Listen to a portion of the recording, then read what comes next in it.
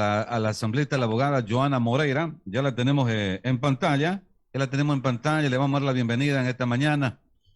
Asambleísta, un honor tenerla acá en Radio Fiesta de Machala. Bienvenida y buenos días. ¿Cómo mira usted?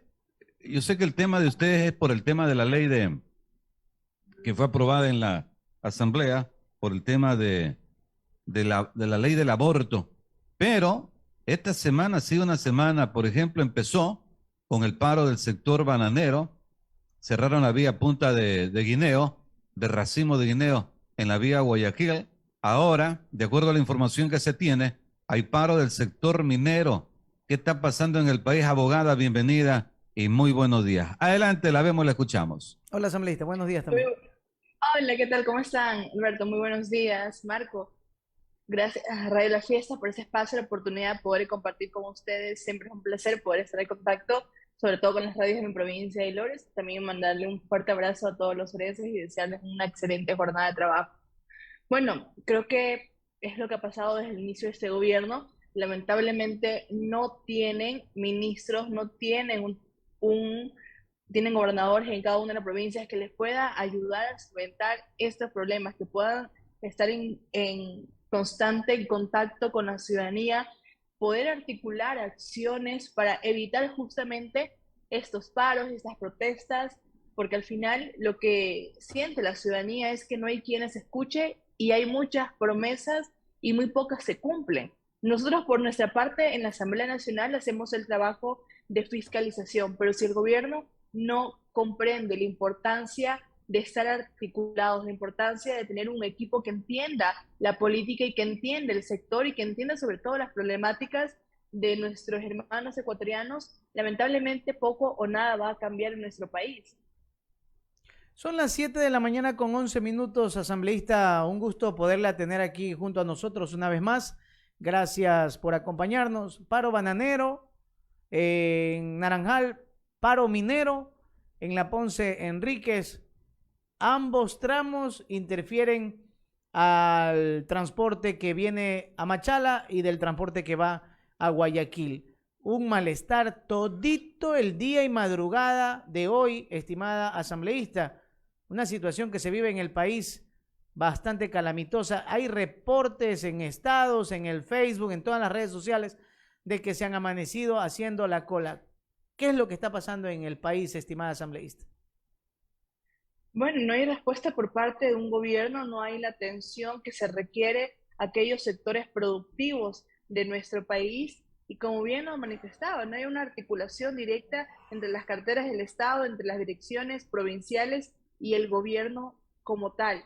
Y es lo que sucede incluso desde gobierno y Asamblea Nacional, esa desconexión que existe y es por eso también eh, esta quizás fiscalización permanente que se tiene que hacer, porque al final muchas denuncias pasan por la Asamblea Nacional, muchas peticiones se han realizado en cada una de las comisiones, pero no hay respuesta y lo digo, quizás es otro mensaje el que llega al presidente, porque no creo que un presidente que sabe que los ministros no tienen la capacidad de gobernar en este momento o que no tienen ese poder de articular, y tengo que decir una infidencia también. Mucho del personal del gobierno es personal que trabajaba en la banca del presidente Guillermo Lazo, por lo tanto pueden entender de administración, pero no administrar un país que es totalmente distinto que administrar una empresa. A una empresa, obviamente, a tus empleados, a tus clientes le dices esto es y esto es, pero el ecuatoriano, el ciudadano no es igual, el productor tienes que saber ceder, tienes que saber llegar a acuerdos, tienes que obviamente trazar una línea de acción, tienes que conocer cuáles son las problemáticas de antemano que existen y cómo puedes resolverlo. Muchas de ellas incluso se resuelven derogando decretos que fueron expedidos en el gobierno anterior. Pero si esas pequeñeces no se hacen, es imposible poder llegar a articular acciones mucho más grandes que eviten justamente esto, porque el paro no es casualidad, el paro no es una situación que se lleva de la noche a la mañana, es una situación que se va construyendo desde la inconformidad de la sociedad. Muy bien, Marco, adelante.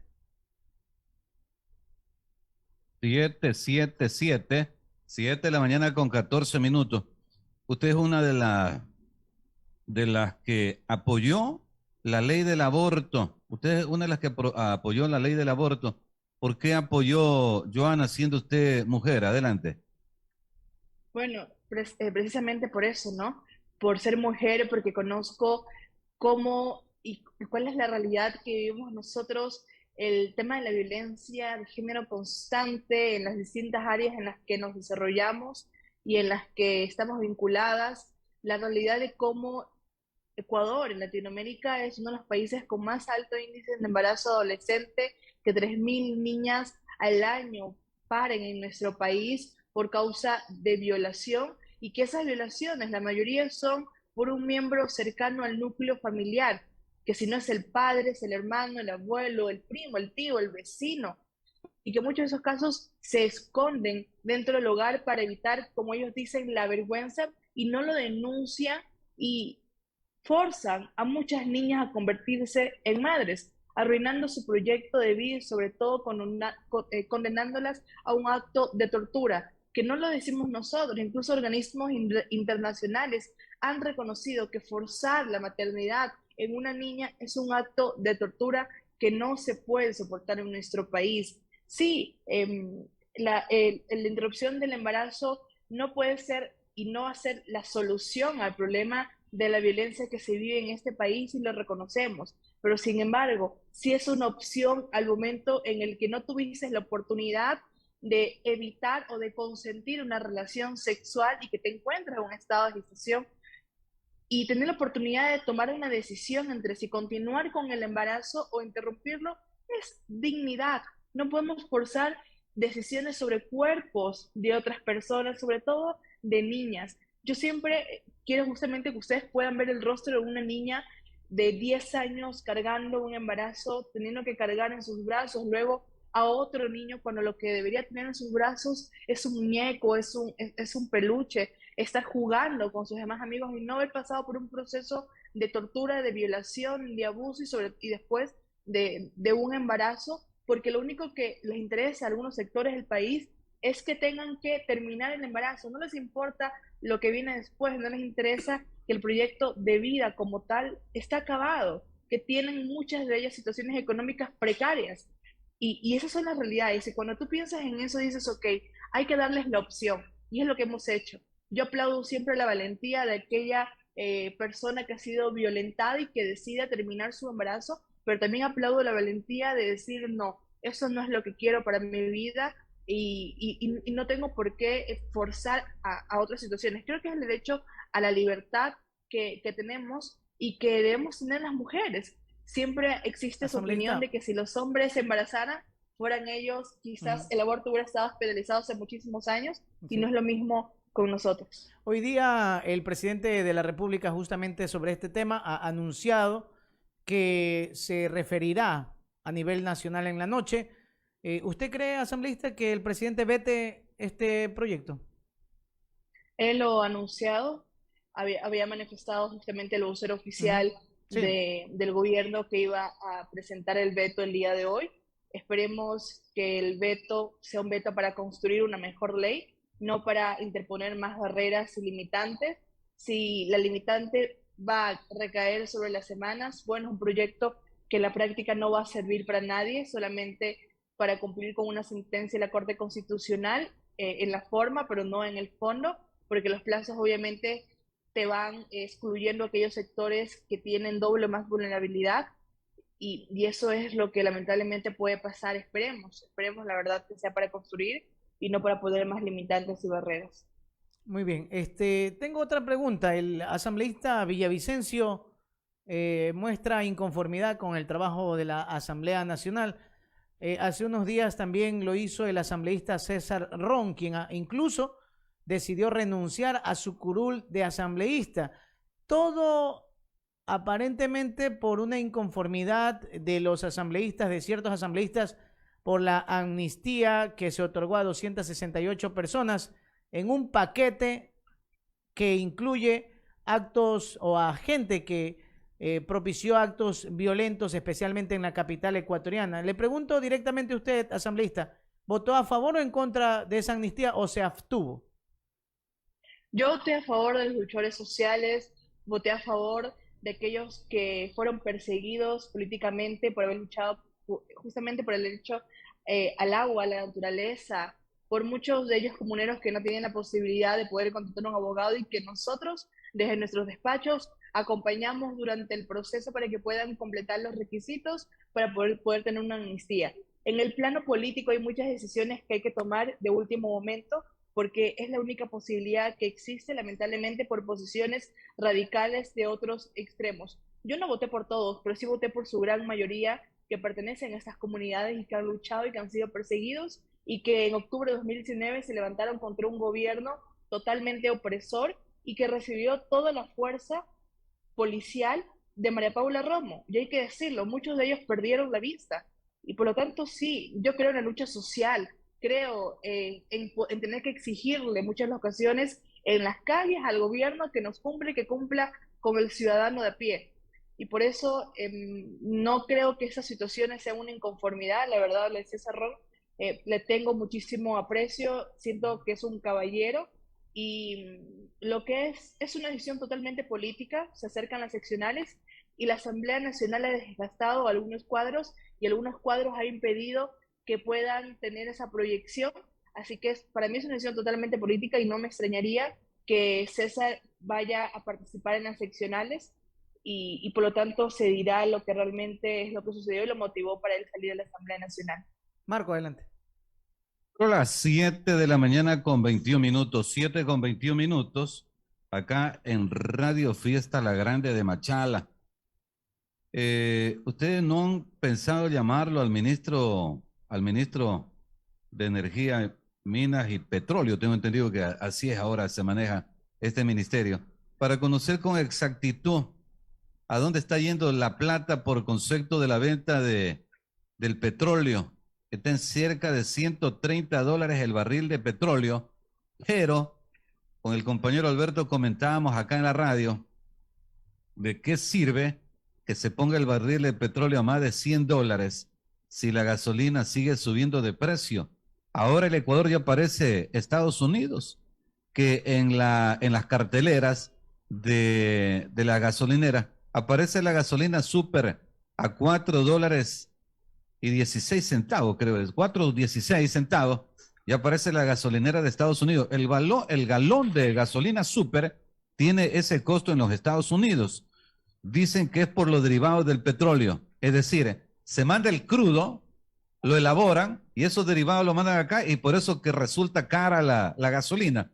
¿Por qué no procesar el petróleo acá? ¿Por qué no crear los propios derivados del petróleo y el resto, sí, el resto del crudo, venderlo para que la gasolina no suba de precio? Porque dicen que sí, que se está eliminando el subsidio y se está poniendo a valores o a costos a nivel internacional. ¿Cuál es su criterio, abogada, respecto a este tema?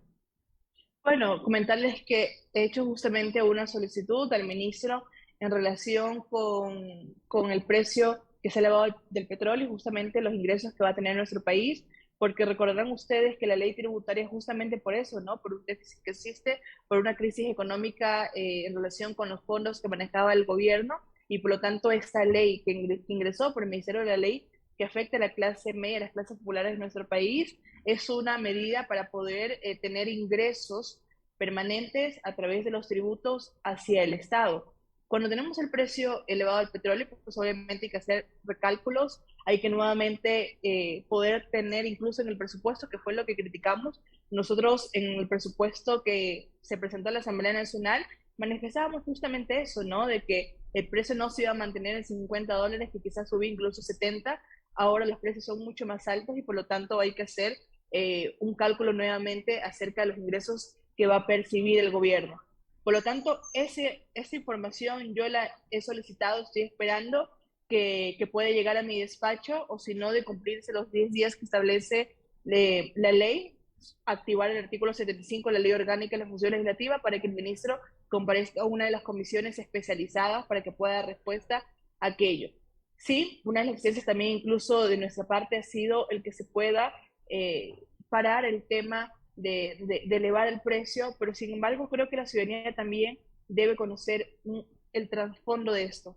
Sí debe existir subsidio, pero justamente para aquellos sectores productivos, Sin embargo, también hay que pensar en cuál es la dirección que tiene el país. Eso es una parte muy importante. ¿Por qué no producimos? Pero también por qué no mejoramos el sistema de transporte público. En otros países el precio de la gasolina sí es sumamente elevado, pero tienen un sistema de transporte público óptimo que hace que los ciudadanos prefieren el transporte público a poder movilizarse por sí mismo, porque incluso el transporte público es mucho más rápido que transportarse uno mismo. Entonces el país también tiene que avanzar a esa mira, en poder mejorar los servicios que tenemos como país para que estas situaciones puedan verse reflejadas, estos valores puedan verse reflejados en los servicios que nosotros tenemos como ciudadanos.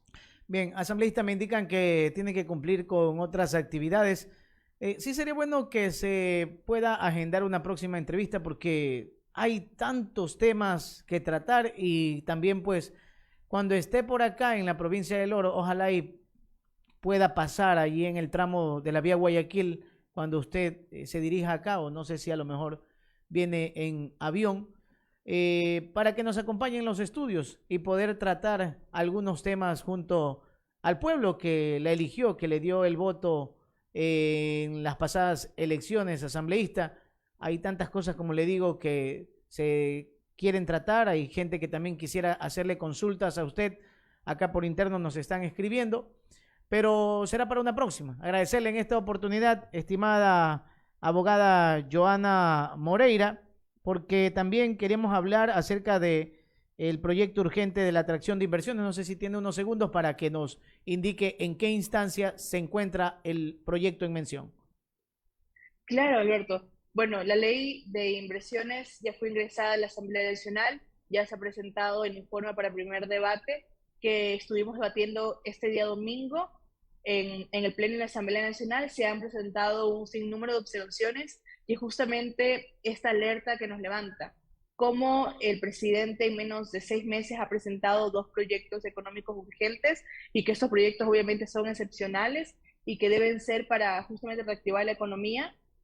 De 17 leyes que reforma, 8 son las mismas que ya reformó en la ley tributaria. Incluso vuelve a ingresar artículos que fueron derogados en la ley tributaria. Entonces esto no le da seguridad jurídica, ni siquiera la seguridad para poder invertir en nuestro país. Tenemos 30 días para poder tramitar un proyecto económico urgente y los proyectos económicos urgentes de este gobierno son alrededor de 300 artículos en distintas cuerpos normativos. Imagínense revisar 17 cuerpos normativos que obviamente deben tener armonía entre ellos y que tengamos un plazo de 30 días desde que se presente el proyecto de ley y el mismo debe pasar un proceso de revisión a través de unidad técnica legislativa, de calificación en el CAL, de que sea abocado conocimiento en la comisión pertinente, experta en esta materia y que reciba pues, comparecencias, observaciones de todas las bancadas. Es un proceso muy amplio y que requiere mucho análisis, mucha crítica y sobre todo ver cómo va a funcionar ya en la realidad de nuestro país. Eso es lo que preocupa realmente, cómo ese gobierno no le está dando seguridad a nuestro país y cómo ingresa proyectos económicos que sí, ellos pueden haber tenido incluso 10 meses para prepararlos, para presentarlos en la Asamblea Nacional, pero nosotros tener 30 días plazos es muy corto y por lo tanto a veces ese es el temor de que algunas situaciones que puedan pasar, algunas situaciones que puedan afectar incluso la estabilidad de ese país cuando este proyecto de inversiones contempla incluso la privatización de sectores estratégicos a través de un decreto de ley del presidente. Esas cuestiones asustan y preocupan a los asambleístas responsables de este país, pero esperemos tener obviamente la oportunidad de que se ingresen, que se incorporen las observaciones, poder pulir aquellas ventanas que quedan abiertas y bueno, probablemente ya está la comisión, ellos tienen plazo máximo de 10 días para presentar el informe para el segundo debate, pero que hay que calcular obviamente el tiempo ya que queda acerca del procedimiento que se ha llevado y esperemos que el proyecto y el informe que se presente para el segundo debate pueda incorporar todas aquellas observaciones y no se quede absolutamente nada suelto. Muy bien. Gracias, asambleísta Marco Tulio, también para poder concluir esta entrevista. Bueno, ya se vienen las próximas elecciones. Así nomás una pregunta así cerrada. Una pregunta cerrada. Abogada Moreira, usted va a ser candidata en las próximas elecciones. Ya prácticamente estamos cerca a las próximas elecciones para elegir a alcaldes o alcaldesa, prefectos o prefectas. ¿Va a ser candidata alcaldesa de Machala para las próximas elecciones, abogada? Mi criterio sigue siendo el mismo antes de elección, antes cuando estuve de candidata y sigue siendo el mismo incluso ahora de que soy asambleísta electa. Existe una responsabilidad con quienes somos autoridades en este momento para un plazo por el cual fuimos elegidos y no podemos abandonar el espacio en el que nos ha confiado la ciudadanía para participar en otras elecciones. A mí me encanta la Asamblea Nacional, me encanta lo que hago, soy abogada, así que me gusta estar en este proceso de legislar, pero en este momento no lo pienso, ni siquiera está en mis aspiraciones. Siento que la Asamblea es un lugar en el que me siento cómoda y en el que puedo aportar al país. Incluso es en el que fui electa, así que no pienso participar. Muy bien, entonces ya lo ha dicho la asambleísta Joana Moreira, no será candidata, lo ha manifestado porque según como se ven las cosas en el panorama político, ciertos asambleístas a nivel nacional buscan ya empezar a proyectarse a las elecciones para ser alcaldes o para ser prefectos. Gracias, asambleísta, por su participación en esta mañana. Gracias a ustedes, que tengan un buen día. Buen día también para